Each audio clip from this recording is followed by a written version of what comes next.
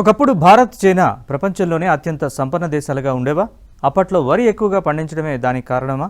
వరి బియ్యానికి అంతటి ప్రాధాన్యత ఉండేదా? ఇప్పుడు $5 ట్రిలియన్ ఎకానమీ వైపు భారత్ వెళుతోంది.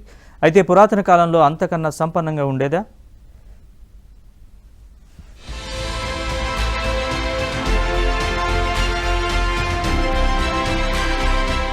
ఒకప్పుడు మనది సంపన్న దేశం. పాశ్చాత్య దేశాల కన్నా చాలా ఉన్నత స్థితిలో ఉండేది. ఆ తర్వాత చాలా దండయాత్రల్లో సంపద పోయింది. బ్రిటిషర్లు పూర్తిగా ఊడ్చేశారు. ఇప్పుడు మళ్ళీ మనం పుంజుకుంటున్నాం. ఈసారి మనల్ని ఎవరు దోచుకోవడానికి ఛాన్స్ లేదు. ఈ ఏడాది ఇంటర్నేషనల్ మానిటరీ ఫండ్ IMF విడుదల చేసిన జాబితాలో $30.3 ట్రిలియన్ సంపదతో అమెరికా తొలి స్థానంలో, రెండో స్థానంలో ఉన్న చైనా జీడిపి $19.5 ట్రిలియన్. ఆ తర్వాత జర్మనీ ఉంది. నాలుగో స్థానానికి వచ్చింది భారత్. మన జీడిపి $4.3 ట్రిలియన్.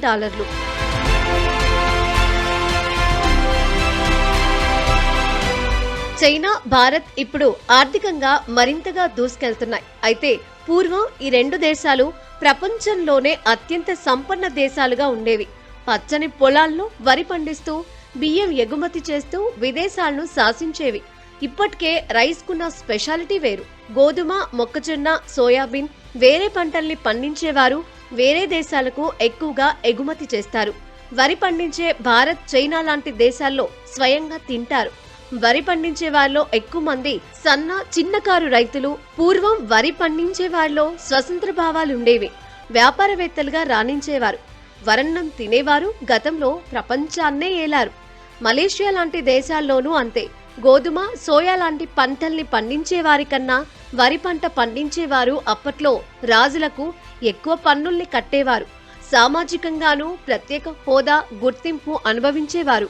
వరి పండించడంలో ఒక పెద్ద మానవులకి వచ్చింది ఏమిటంటే, భాష పెరిగింది, వ్యాపారాలు పెరిగినాయి, సైన్స్ పెరిగింది, ఆలోచన పెరిగింది, ఎస్ట్రానమీ పెరిగింది. అన్నీ ఈ వరి పండించిన దేశాల నుంచే వచ్చింది.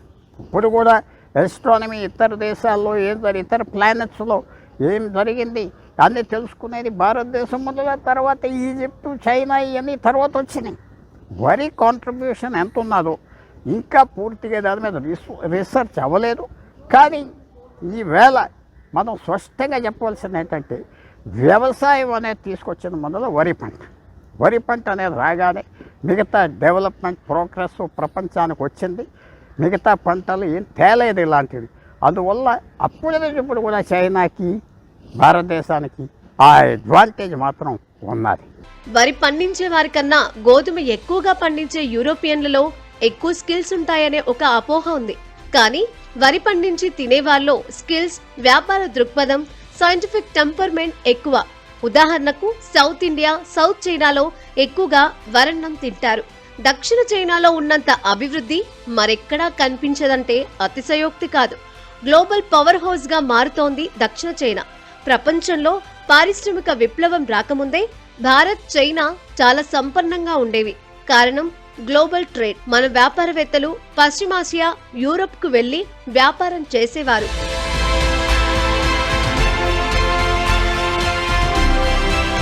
ప్రపంచంలో పారిశ్రామిక విప్లవం, క్యాపిటలిజం రావడానికి బీజం పడ్డది కూడా చైనా, భారత్లోనే. 15వ శతాబ్దానికన్నా ముందే ఈ రెండు దేశాలు సిరి సంపదలతో తులదూగేవి. ఈ భూమిపైనే అత్యంత సుసంపన్నమైన ప్రాంతాలుగా గుర్తింపు పొందాయి. ఈ సంపదను దోచుకునేందుకే పాశ్చాత్య దేశాల్లో పారిశ్రామిక విప్లవం వచ్చింది. యూరప్ కన్నా ఎక్కువ సంపద ఉండటంతో వారి కన్ను మన దేశంపై పడింది. గతంలో వరన్నం తినడాన్ని గౌరవంగా భావించారు. మిగతా పంటల కన్నా వరిని తేలికగా పండించడం. అంతేకాదు, బియ్యం పంపిణీ తేలిక, ఎక్కువ మందికి భోజనం లభించేది. 18వ శతాబ్దంలో బ్రెజిల్, దక్షిణ కాలిఫోర్నియా వాసులు వరి పండించడం నేర్చుకున్నారు. ఆఫ్రికా బానిసలను తెచ్చుకొని భారీ స్థాయిలో వరి పండించి యూరప్, కరేబియన్ దీవులకు బియ్యం ఎగుమతి చేయడం ప్రారంభించారు. భారతదేశం, చైనా ఎప్పుడైతే వరి పండించడం మొదలుపెట్టారో ప్రపంచంలో అదొక పెద్ద డెవలప్మెంట్. ఎందుకంటే ఆ సమయం నుంచి దాదాపు 7-8 సంవత్సరాల క్రితం నుంచి పట్టణాలు నది పక్కలనే పెరగటం మొదలుపెట్టారు. అక్కడే స్థాపించడం, ఇంకా సెటిల్ అయిపోయారు.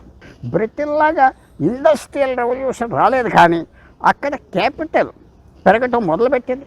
ఆ డబ్బు వాడి ట్రేడ్ ఏంటి, మిగతాదేంటి, సైన్యాలు పెంచడం, రాజులు రావటం, చాలా డెవలప్మెంట్ జరిగింది.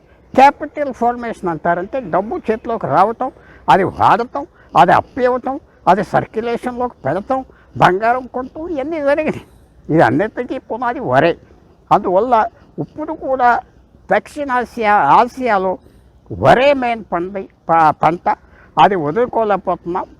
ఇండోనేషియా, ఇండియా, చైనాలోని చాలా ప్రాంతాల్లో రైస్ ట్రేడ్ కోసం బ్రిటిష్, ఫ్రెంచ్, డచ్ వారు వ్యాపారం మొదలుపెట్టారు. క్రమంగా ఆ దేశాలను ఆక్రమించుకొని ప్రభుత్వాలను ఏర్పాటు చేశారు. కాలిఫోర్నియా, బ్రెజిల్ లాంటి దేశాల నుంచి రైస్ దిగుమతి ఇష్టం లేక తామే సొంతంగా వలస రాజ్యాల ఏర్పాటుకు పూనుకున్నారు. నగరాల్లో ఉన్న జనం కార్మికుల ఆకలి తీర్చేందుకు థాయిలాండ్లోనూ వరి పండించడం మొదలుపెట్టారు. అది క్రమంగా జపాన్, కొరియా, తైవాన్కు పాకింది. ప్రపంచంలో ఆహార కొరత తీర్చడంలో మొదటి స్థానంలో ఉంది రైస్. జనం కడుపు నిండాక బ్రిటిష్ వారు మన దేశంలో కమర్షియల్ క్రాప్స్ కు జై కొట్టారు. పంజాబ్, బెంగాల్ లాంటి చోట కమర్షియల్ క్రాప్స్ ను ప్రోత్సహించారు. వరి పొలాల్లో పురుషుల కన్నా మహిళలే ఎక్కువగా కష్టపడేవారు. చైనా లాంటి దేశాలు సుసంపన్నంగా మార్చడంలో మహిళా శ్రామిక శక్తిదే ఎక్కువ పాత్ర.